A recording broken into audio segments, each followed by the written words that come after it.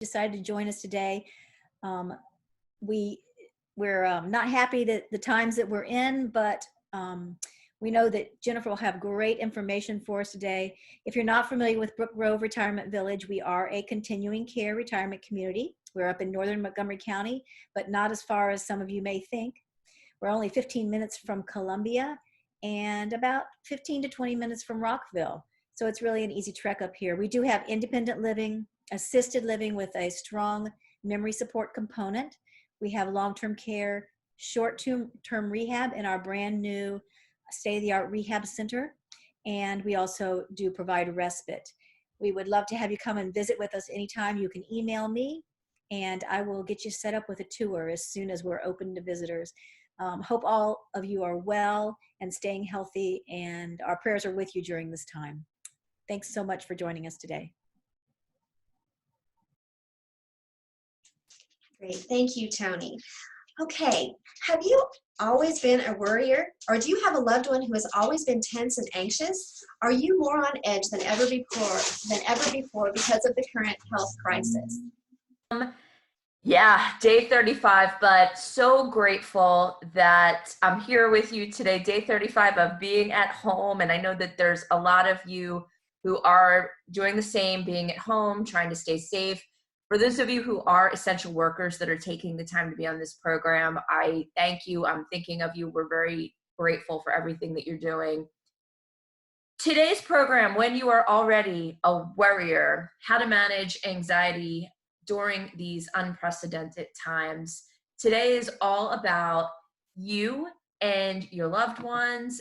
If you are a professional, maybe you're working with clients, maybe you're working with patients, but it's primarily geared toward the personal. It's not a continuing ed program. It's for you as an individual managing your worry or the worry of a loved one. So let's jump in and get started. As Darlene said, feel free to jump in and write any comments or questions if you have any. I want this to be about you. I want to get you what you need during this time. And if you have any questions after, feel free to let us know and we'll try to point you in the right direction.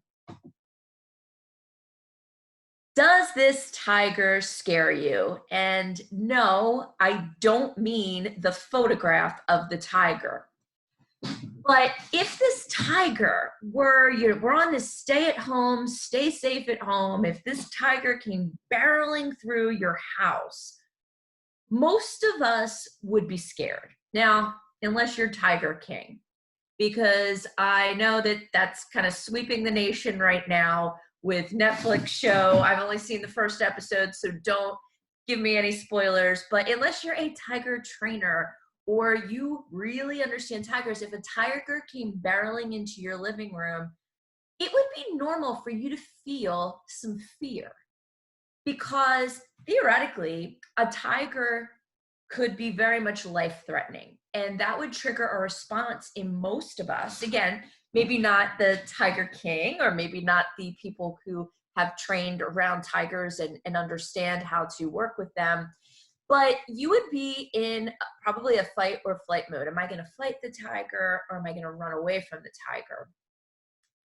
What we're experiencing right now with the virus and this health crisis is not that different. There is a health crisis with the virus that has the possibility to harm us, to take somebody's life.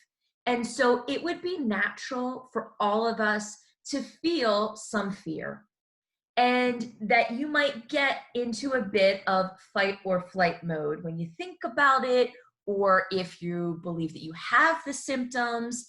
So I want everybody to remember that having some fear around the situation that we're in is quite normal. If you have a loved one who has been diagnosed, if you've been diagnosed, having fear about the treatment and are you going to feel better, all of that is quite normal. So what we're here to talk about, though, is during this time when there actually is something to be concerned about. If you already have the tendency to be a worrier, if you have a tendency toward an anxiety, a clinical anxiety issue, how do you manage it during this time? So, uh, yeah, so what we're going to do is share this information afterward. We do have, we're going to be providing this. Somebody asked if this is going to be provided after. We are going to be providing this with a video on YouTube with closed captioned. If you have comments or questions that you would like to write in, and Darlene, if you could maybe make sure that this, you could write back to anybody who has those sorts of logistical questions, that would be terrific. Okay, so so this time there is something for us to be afraid of. When our bodies is supposed to be creating you know, a chemical response, if there is something that could potentially be harmful, truly harmful to us, and perhaps taking our lives. So it is normal. So what I want everybody to be thinking about is, what's the difference between normal anxiety and an anxiety disorder? Everyone experiences anxiety. Everybody experiences anxiety. But not everybody is going to experience an anxiety disorder.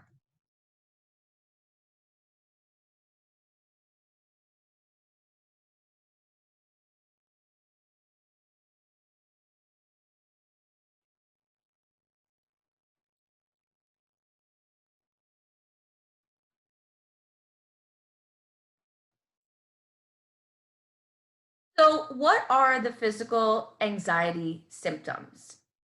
If you have if you're having an anxiety response, some of these symptoms might occur.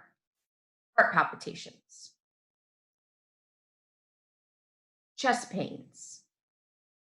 So if you're having a response to something that you fear, whether it's rational or irrational. Now let's talk about somebody who, for example, has the concern about, they see, maybe they not just would be afraid of a tiger that ran into their house, but they're afraid of the tiger picture. It's just the picture. Perhaps they have a phobia about the tiger.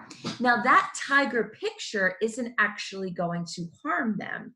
So that might be something that would be considered possibly a phobia, which would be more of that there's really no potential harm that's going to come to you. Whereas an actual tiger, there is potential harm, but you can still experience these symptoms: chest pains, shortness of breath, inability to swallow, dizzy, lightheadedness. One of the reasons we go through all of these anxiety physical symptoms is because a lot of times people make the assumption that we are only experiencing anxiety in our head.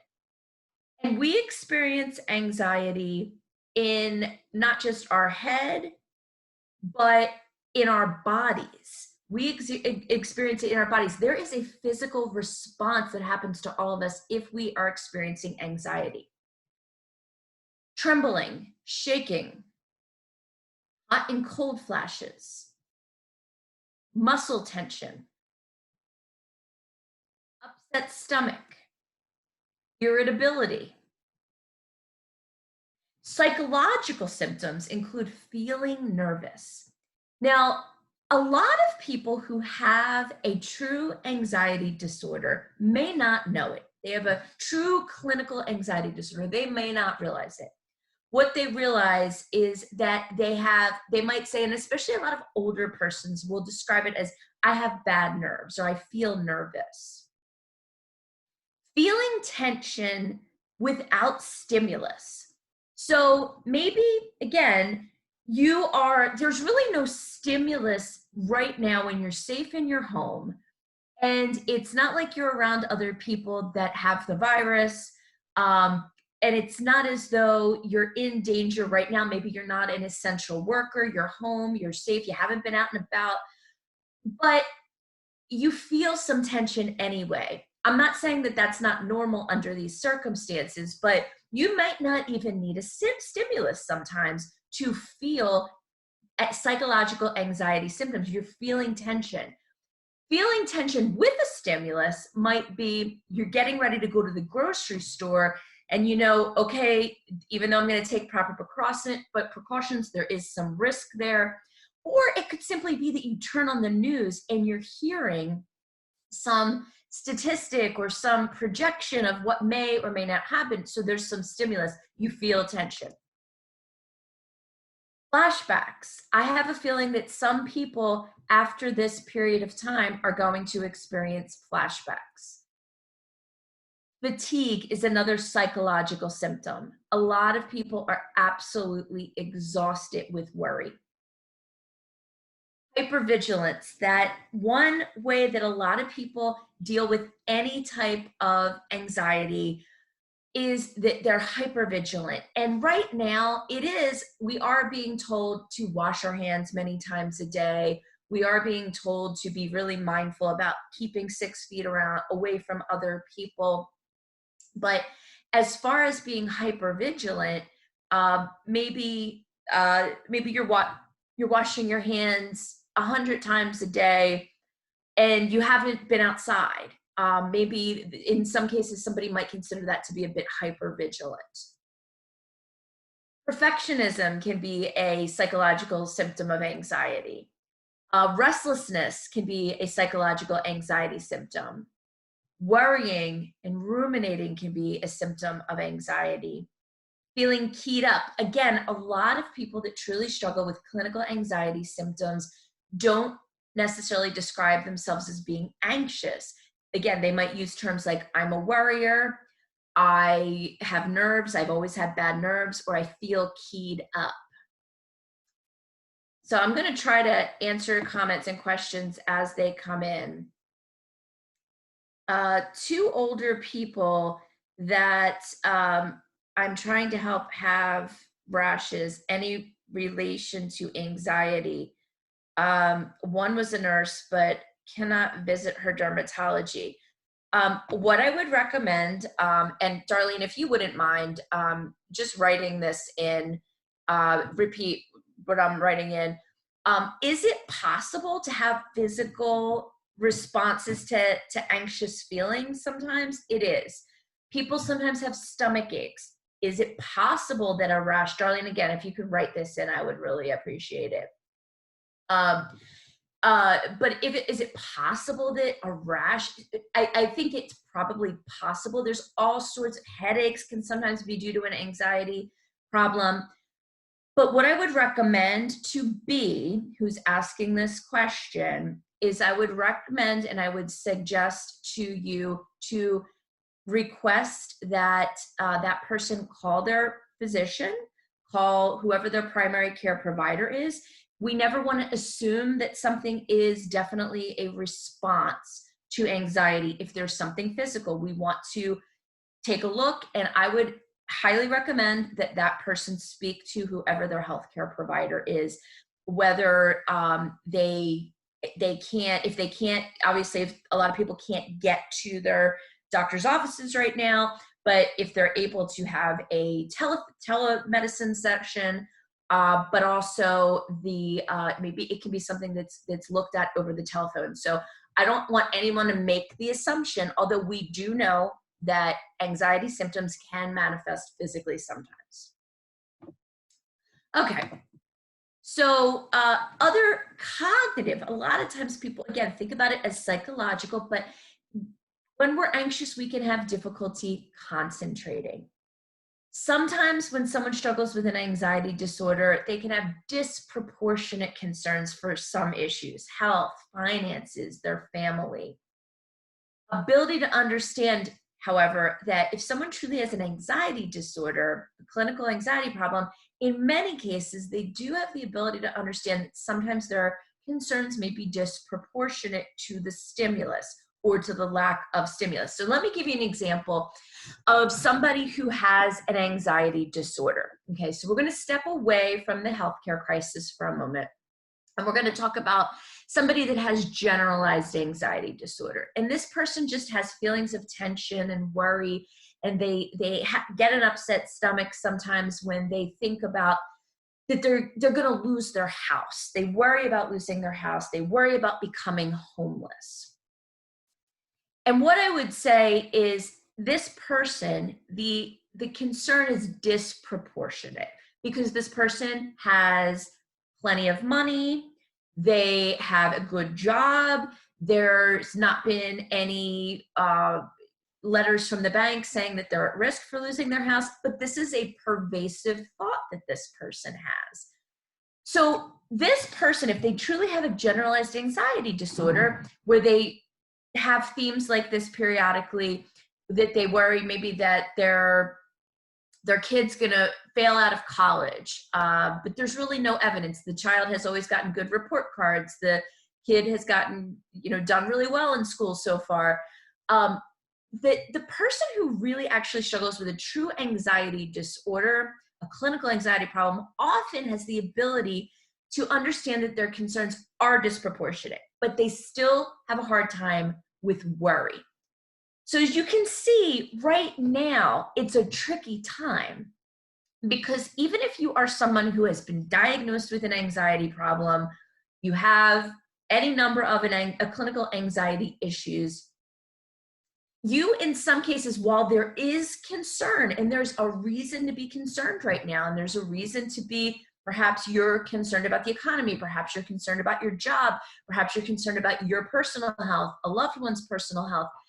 There might be parts of this where you, if you truly do have an anxiety disorder, and it's not just a response to this stimulus of this healthcare crisis, that you might be able to say, you know what, I've saved up plenty of money.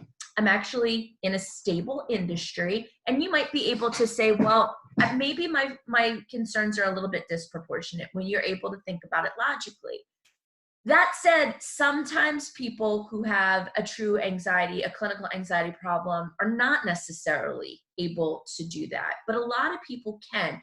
But it's almost like there's two parts of their brain. There's that part of their brain that's just on overdrive with worry, and then there's the part of the brain that's able to tease through the emotion and say, okay, if I look at this logically, my son's probably not going to fail out of college, or I'm probably not going to lose my home.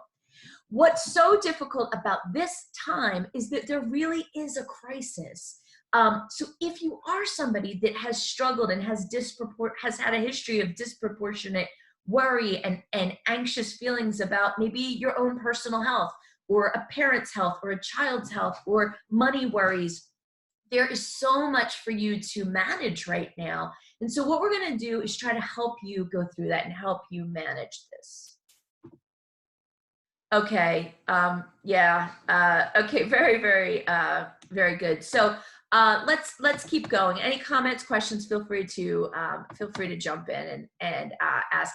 We did have somebody write in that they have a family member who has gotten rashes because of anxiety. But if you're not that person's personal physician or nurse practitioner, physician's assistant that they know, I would definitely have that person talk to their primary healthcare provider.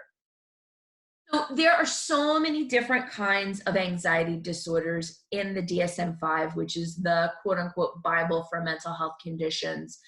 And I just have some of them, I have pretty much all of them written in the slides that follow. So we're not going to get into too much great detail about any one of these conditions, but there's many, many different ways. So some people have panic disorders. Some people just their phobia is just about spiders, just about tigers, or just about their physical health. Or germs. People who have germ phobias right now are really suffering, truly suffering right now. Or people that worry about their personal health, a lot of them, if that's a phobic point for them, they are really struggling right now. Again, there's agoraphobia. Agoraphobia can be not just the fear of being in large groups, but it's also the fear of leaving your house. I think that if someone has a history of struggling with that condition right now is probably going to exacerbate it for that person as well. And in May of 2013, gosh, almost 7 years ago, when the DSM-5 came out, some of these conditions like obsessive compulsive disorder went into this whole other category of obsessive compulsive and related disorders. Hoarding disorder is a brand new one that came out 7 years ago that comes under the obsessive compulsive and related disorders section of the DSM-5. So there are so many different types of clinical anxiety problems that one could suffer from, and nearly 20% of us do. Nearly 20, so 18% of Americans struggle with a clinical anxiety disorder. And many of us acknowledge it. Many of us have sought treatment. Many of us are very transparent with our physician and maybe even have a therapist already. But many of us truly don't acknowledge it. And I think that as the generations are older, so if you are older than baby boomer age, you probably, not probably, but in many cases, you have not necessarily maybe disclosed or really acknowledged that there's a true anxiety problem. Maybe that you just, again, categorize it as you're a worrier, you have bad nerves. We hear a lot of older adults say that. But that's it. There's a lot of forward-thinking, very progressive older persons who know that they have a mental health condition and they seek treatment for it. So what can you do now? If you are one of those people who has historically been a worrier, historically had been tense, had bad nerves, this is a tricky situation because there is something to be concerned about. There is something out there that is causing rational fear. We want to acknowledge that this is not crazy to be concerned. So that part of your brain, if you are somebody that has a clinical anxiety problem, and you are one of those folks that you've got that part of your brain that obsesses and worries, and then you've got that part of your brain that says, well, maybe my response is disproportionate. It can be tricky right now because you might think to yourself, well, if I'm having panic attacks right now, is my response disproportionate? So the best thing that any of us can do right now, so whether you've had an acknowledged diagnosable anxiety problem for years or months or your whole life, or whether you're somebody that simply suspects that maybe you have an anxiety problem, I implore you, if you feel like your symptoms are not managed, if you feel like you're really having a bad time, there is help for you. There is help for you. What can you do now? You can reach out to your doctor or your other primary care practitioner. If you have a therapist, reach out to them. Right now, there's been a lot of relaxing the ways that we can provide services to persons that are suffering right now. And, if they have a mental health condition, so call your doctor. If you have a therapist, talk to it. You might even be able to start with a therapist now, but talk to your primary care practitioner now. This is not a time, if you're suffering, if you're constantly having panic attacks, you cannot get the virus off your mind. Listen, you're gonna be thinking about it a lot. That's normal. Every single day we all wake up and we're like, really, is this really happening? I know that I am. Is this a bad dream? But I think what's really important is that you know that you can feel better, that there are things that you, or if you have a loved one, that you can do. So talk to a healthcare provider and or your therapist right now and say, I need more help. I'm struggling. Talk to them about what your symptoms are. And I want you, when you get this recording and you look at it after the fact, or listen to it or read through these slides, I want you to think about the symptoms. Like, are you having the cognitive? Are you having the physical? It is normal to have some concern and some fear and some stress. But if you can't focus on anything else, it's really, there's hope. You can feel better, and you can feel better soon. Even though 18% of us struggle with an anxiety disorder, It is so treatable. There's a lot of medicine that your prescriber can help you with, which I'm not going to get into because there's a lot of different categories, but that's best that you talk to your prescriber, or if you have a loved one, you talk to the prescriber.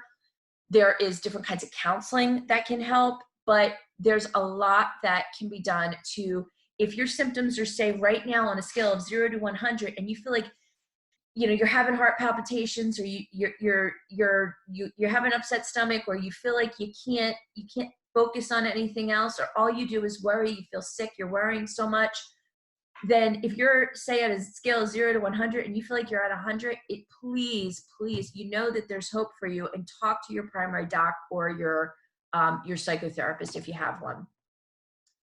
I want everybody to remind themselves right now that the situation we are dealing with right now is temporary.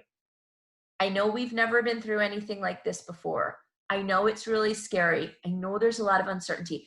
People that struggle with clinical anxiety problems do not do well with uncertainty. We want to be sure. We want to know for a fact.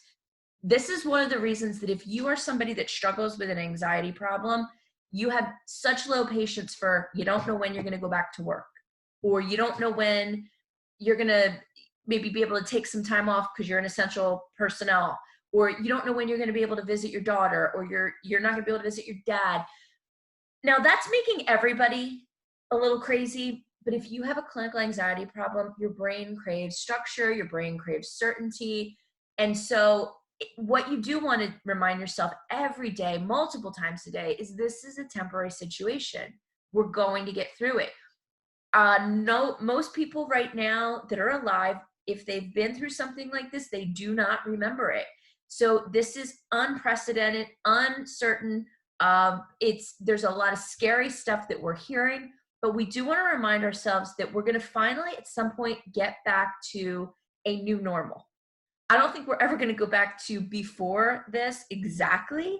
I think that we're going to have a new normal. And actually, I'm optimistic that some things are going to actually be better. Yes, I don't want to minimize that there's tragedy going on, that there's a lot of terrible things happening to people, people are getting sick. I don't want to minimize that. But I do think in some ways that perhaps there's going to be an appreciation for some of the simpler things, like getting to actually hug your loved one in person, getting to gather in a group to worship, being able to go outside and not worry about who else is out there. This is a temporary situation. Eventually things are going to become a new normal. If you have that you're really struggling and you're really worried and you're really nervous, stay informed, but limit unnecessary triggers. If you feel like you would like to share or give us an example, can someone share an example of what they think is an unnecessary trigger? If you feel like writing it in the chat section, we'd love to hear. Anybody? Watching CNN too much.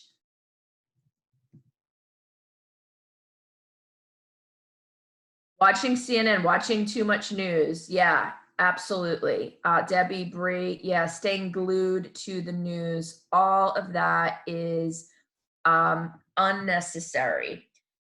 So absolutely, that is definitely something that you want to stay informed. You want to know what you need to do to keep yourself and your family and your loved ones safe and the general public safe. What do you need to do? So I recommend that, watching the news about how the disease affects you, what's it going to do if you ever got it. I think one of the things that we can do is maybe every day or maybe every other day, especially if you're not out and about, is looking at the CDC and your local health department every day.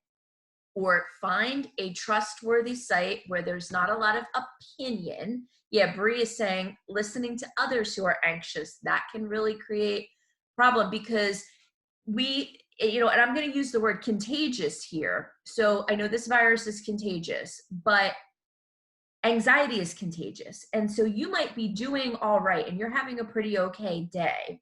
Well, all of a sudden you have a conversation with somebody that's really worked up and they're really nervous and they're really scared and they just read something that's stressing them out, and now they've really triggered you. And so maybe on a scale of 0 to 100, you would have put your anxiety level at maybe a 40 and now you're at a 60 or a 70.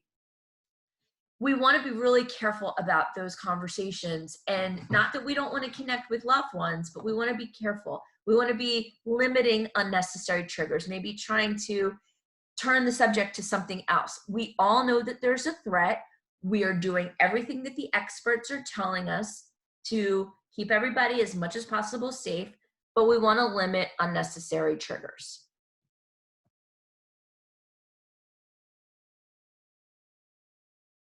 While you want to limit unnecessary triggers, you do want to allow yourself opportunities to vent and express yourself. And especially if you have a history of anxiety, you want to be able to do that. And you want to have somebody that you do that with, whether it's your doctor, whether it's your therapist, whether it's a friend, whether it's a spouse. But what we need to do, you want to be able to, and I would recommend talking to somebody who you trust their opinion, but that they're not somebody that's also typically more anxious, somebody that's on the calmer side, because hopefully that person will allow you to vent, but they will also be able to help de-escalate you a bit. So think about who in your family and friend and faith community, neighbor network that you have that you can pick up the phone and call, that you can have a FaceTime chat with, that you can have a Zoom chat with. And remember, nowadays, we don't want to just rely on people that we see every day. Most people, unless they're an essential worker, they're available a lot more. So maybe you have a really good friend that lives in a different city or a different country even, and you know that they're a lot more. Maybe you're more of a high strung person and they're more of a relaxed, calm, they're a soothing presence. Maybe they've always been somebody that that they would be, they understand that you struggle with being tense and anxious. um, Feel free to try to reach out to them, ask them if you can talk, and if they are somebody that feels like that they can provide that support to you, a lot of people are going to be willing to do that. But choose somebody, vent, maybe journal. It's okay to give yourself opportunities to vent, but I would be careful about making it every day, every hour. Sometimes making an appointment to worry can be helpful, or an appointment to vent. Maybe you give yourself an hour a day. Maybe you give yourself 10 minutes a day. And sometimes that can help to say, hey, you know what? Am I really going to spend all this time venting and expressing my fears? Focus on what you can control right now. There are still things that you have control over. Now, you might not be able to control what's going on with this virus exactly. You can control what you do, though. You can control what you put into your mind, what you're feeding your mind. You can control who you talk to. You can control what you're watching. You can control what you're reading. You can, in a lot of cases, control how often you get outside. So I want you, whatever your case is, whatever your situation is, just think about, what am I in control of still? If I take a shower or a bath, do I still have that control? If I get dressed or keep my pajamas on, do I still have that control? And even, again, a lot of this is even for people that don't struggle with anxiety disorders, but for those of you who do, that have always historically been a worrier, thinking about writing down a list, what you still can control. Can you sew masks? Can you buy a meal for essential workers that you appreciate? Can you make a phone call to somebody who lives alone that could use a boost? Can you teach your kids how to play Scrabble since they're home and you want to try to get them off their screens part of the day? What can you do? What do you still have control over? Can be really, really reassuring.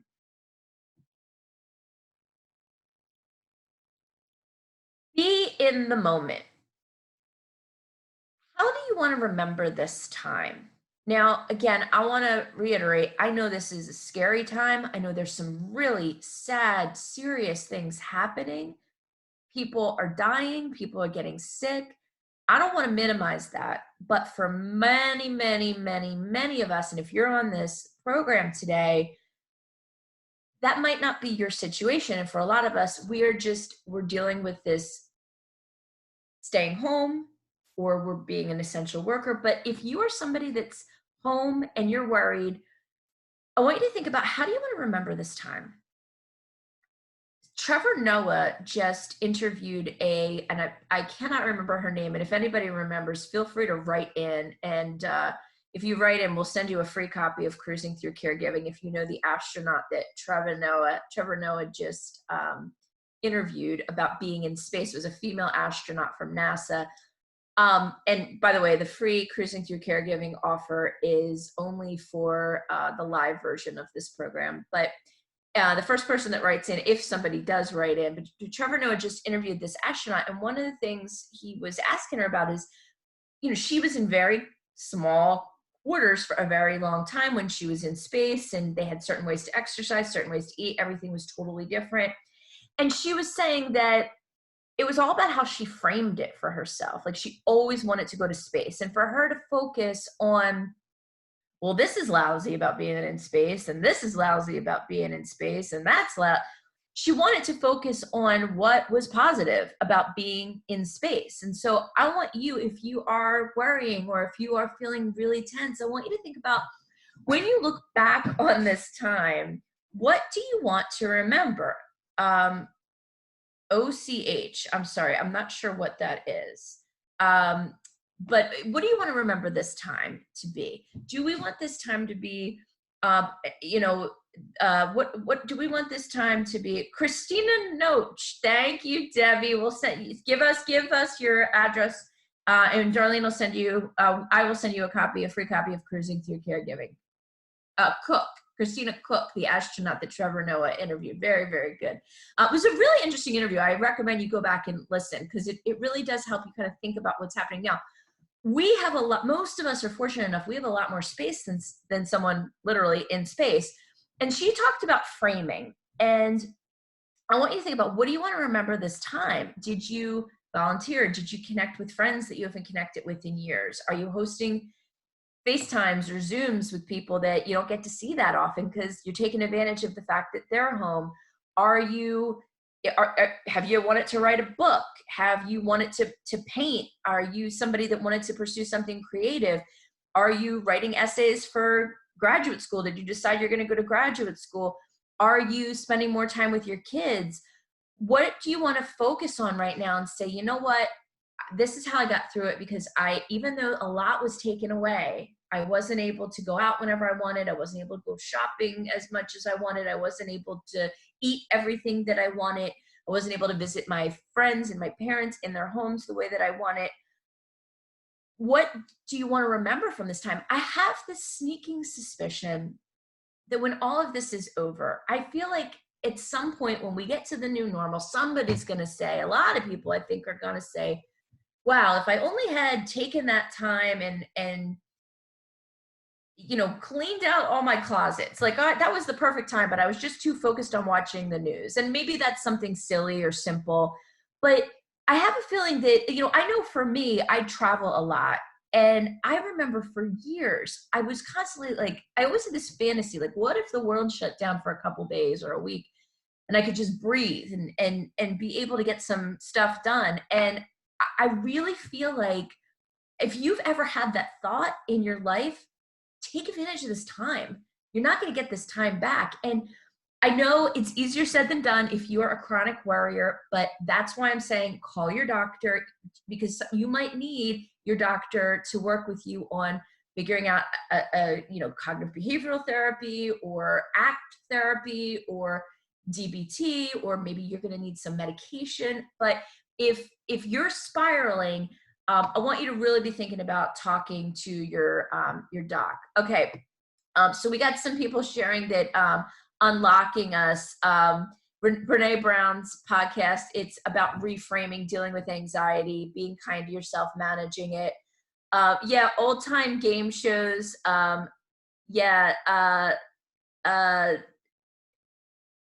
What's this? Okay. Just Yes, so we've got some folks talking about, including older adults who are not tech savvy. Don't underestimate the power of a phone call or a letter. We always have had that. A lot of older adults, I know for my husband's family, we did a family Zoom recently, and one of his aunts didn't want to be on it, which was fine, because she didn't really want to have to mess with the computer. But my husband just had a phone call with her. And don't underestimate the power of just simply going in and making that phone call, sending a note, sending a letter. But how do you want to remember this time? And it doesn't have to be something huge or big, but I have a feeling that when this time goes away, if you didn't use it intentionally, you're going to be a little bit regretful. Now, I'm not talking about folks that are essential workers. You're busy. I'm not, if you're caregiving and a lot of your time is focused on caregiving, I get that too. But if you're somebody that's saying, oh, I wish I could be at work, I wish I could be at school, I wish I could be out with my friends, just consider, how do you want to remember this time? How are you going to frame this time? I have a colleague who is framing this time as a sabbatical or a retreat. And I thought that that was really clever. So some other things that we can do right now is be uh,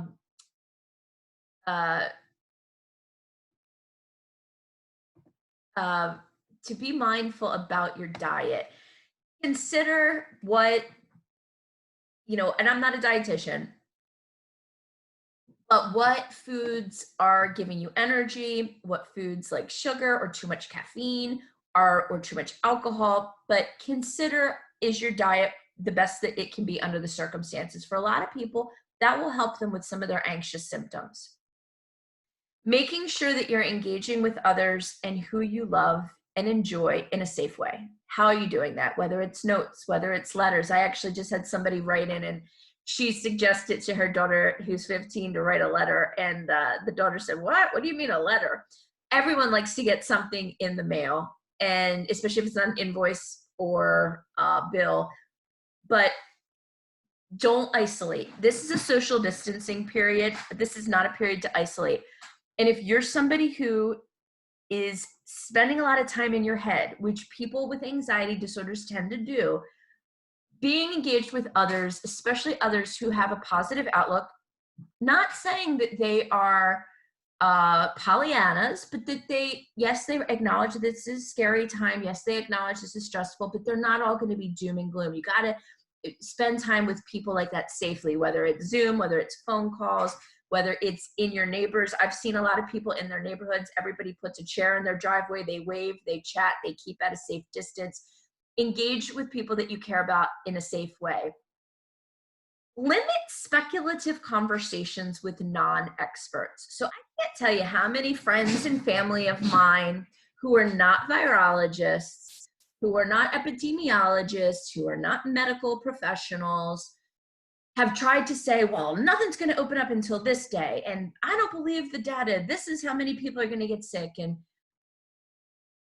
they have all kinds of projections. And if they're not, to me, if it's not somebody that truly has an expertise in this area, I don't want to have a speculative conversation with them. I don't want to have a projecting conversation with them about what if. What ifs are not great for those of us who struggle with anxiety issues. That is probably the worst place you want your brain to go. And your brain, if you struggle with worry and tension like that, you're probably doing enough of that. And so I would really reconsider getting into speculative conversation with a non-expert. Now, if you have a friend that's a virologist, works at the CDC, works on this, if you're looking at somebody like Dr. Fauci, and you have access to him, maybe have a conversation. But other than that, I'd be really careful about whose opinion I took to heart. I'd be really, really picky about, and especially not just somebody with an anxiety problem, but anybody. Because I think even if you're not somebody that has the proclivity toward being overly anxious, because we're sort of all so stressed and this is not a normal situation, I think it can get easy to get stuck in your head. Let's see, I think I got a couple people making comments. Family has a game night every night. Who had a non-COVID related conversation? I love that, Julianne. Thank you. That's awesome. Lainey, yes, there are some really crazy theories. Rebecca, my diet's not really healthy, but I'm eating for comfort. Listen, please, no, I am no dietitian. I definitely am eating some comfort food too. But what I will say is go to the Anxiety and Depression Association of America's website. It's ADAA. I'm going to put it in here. ADAA.org. They have all kinds of resources and also to find experts and help if you need it. But there are all kinds of recommended dietary strategies. And again, I'm not going to get too into those, but think about it. And it's a lot of common sense. But listen, Rebecca, I am not going to criticize you. I am not going to criticize you for eating some comfort food. I think we all need a little bit of that right now. And Grand Pad is an excellent tool for older adults. I'm curious what that is. I'm going to write that in by one of our attendees. Curious what that is. Okay. So, but again, anybody who is having conversations with people that are not true experts, I would skip it. I would try really hard to skip it. And I love what that one family is doing about, did you have a non-COVID discussion today? What was that about? I love it. That's a great game to play right now. Consider trying to integrate some humor. So one of our colleagues, Courtney Howell, who's our director of the customer experience at Generations Health, found this at our local Safeway. She was trying to buy toilet paper, and guess what? This was in the toilet paper aisle. And I've seen this a lot. They did this early. They did this back in March, probably maybe the third week in March. And I thought this was hilarious. But I've seen this, and other people have posted it on Facebook and social media. But where can you find the humor right now? There's a lot of funny memes going around. This is tragic. There's tragedy happening. I don't want to undermine that's happening. We all know that, but you got to find some humor sometimes, because it's the only thing that's going to get you through, and it's good for your mood. Okay. Grand Pad is a very simple way to use a tablet designed for older adults who are confused. Susan's saying exercise is a great way. Absolutely. We're actually going to talk about that in a minute. So meditating, even if you start with 1 minute a day, 3 minutes a day, 5 minutes a day, there are all kinds of apps that can help you. And it really does help to clear your mind if you've never done it before. Yoga, there's a lot of data that suggests that doing yoga can help reduce anxious symptoms. Exercise, whatever that is. And I got to tell you that I think there are so many incredibly innovative ways. You always can walk outside. You want to take advantage of that. But I know some persons who are taking care of older loved ones who really can't go outside right now. And what they're doing is they're just doing some walks inside their house.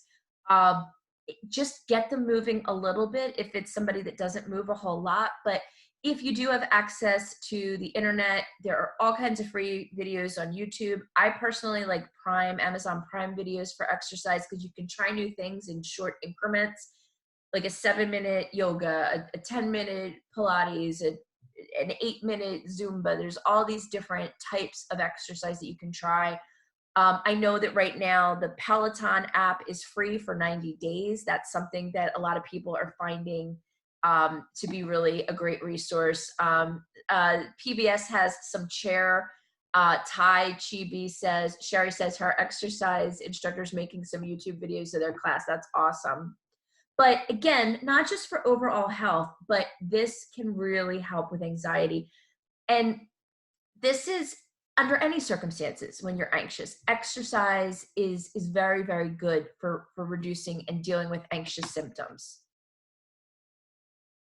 Take some time, prepare yourself for re-entry.